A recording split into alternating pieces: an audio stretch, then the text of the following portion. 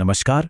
आज हम बात करेंगे एक महाकाव्य के उस एक पल की, उस एक लम्हे की, जहां एक राजकुमार की नियति हमेशा हमेशा के लिए बदलने वाली थी। तो आइए इस कहानी में जरा और गहराई से उतरते हैं। तो कहानी की शुरुआत होती है एक ऐसी जगह से जहां सिर्फ और सिर्फ खुशियां थीं। अयोध्या। सोचिए, एक ऐसा आदर्श राज्य जहां के महल बच्चों की हंसी और किलकारियों से गूंजते थे। माहौल एकदम सुकून भरा, खुशनुमा, सब कुछ बिल्कुल सही था। तो हमारी कहानी का जो पहला हिस्सा है ना, वो हमें ले जाता है उन राजकुमारों के बेफिक्र बचपन में। एक ऐसा बचपन जो प्यार और शांति से भरे माहौल में गुजर रहा था। ये हैं राजा दशरथ के 4 लाडले, राम, लक्ष्मण, भरत और शत्रुघ्न। और जानते हैं, इनको इतना प्यार मिलता था कि लोग कहते थे कि इनकी एक मुस्कान ही पूरे राज्य के गम मिटा सकती है। ये सिर्फ राजकुमार नहीं थे, अयोध्या के लिए तो ये जैसे भगवान का ही रूप थे।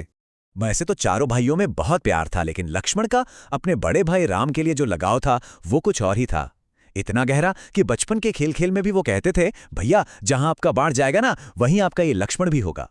ये सिर्फ भाई का प्यार नहीं था, ये एक अटूट रिश्ते, एक गहरी भक्ति की शुरुआत थी। लेकिन ये जो सुकून भरे दिन थे ना, ये हमेशा के लिए नहीं रहने वाले थे। कहानी में अब एक ऐसा मोड़ आने वाला था जो इशारा कर रहा था कि कोई बहुत बड़ा मकसद सामने आने वाला है। तो वक्त गुजरता गया। वो बचपन के खेल, लकड़ी के घोड़े, छोटे छोटे धनुष बाण, ये सब पीछे छूट गए। अब गुरु वशिष्ठ की देखरेख में शास्त्रों का ज्ञान लिया जा रहा था, और फिर शस्त्र चलाने की कला में महारत हासिल की जा रही थी।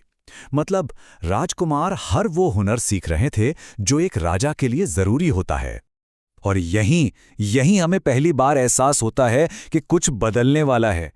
लगता है जैसे किस्मत ने राम के लिए कुछ बहुत बड़ा सोच रखा था, और अयोध्या के वो खुशियों भरे दिन शायद अब गिनती के ही बचे थे। बस यहीं से कहानी में टेंशन बढ़ना शुरू हो जाती है। एक ऐसा ड्रामेटिक टर्न आता है जो राज दरबार के सुकून को एक झटके में तोड़कर रख देता है।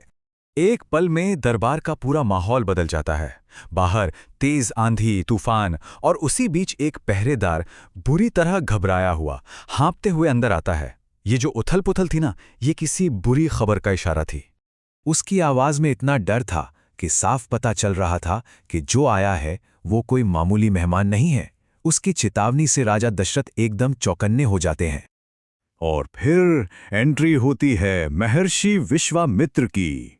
सोचिए जरा, एक ऐसी शख्सियत जिनके चेहरे पर तप की आग दमक रही है और आंखों में एक ऐसा अटल इरादा जिसे कोई झुका नहीं सकता।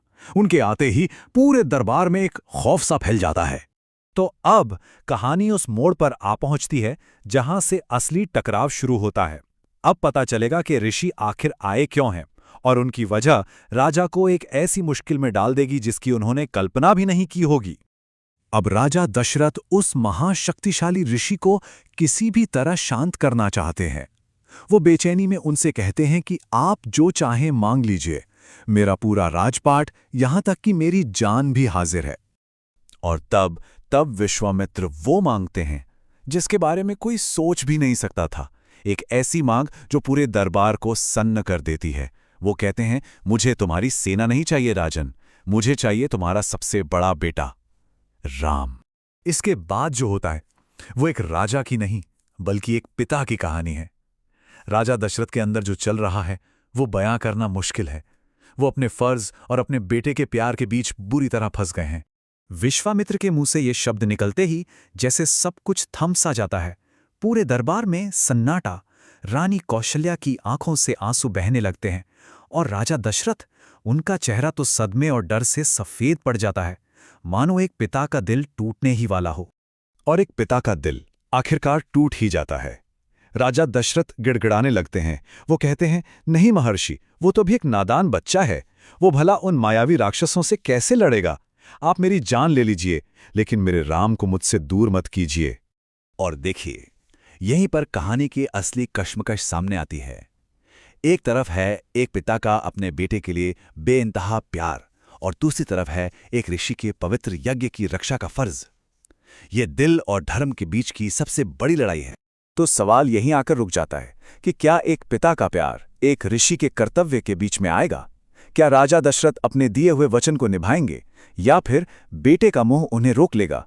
सोचिए, इस एक फैसले पर पूरे महाकाव्य का भविष्य टिका हुआ है।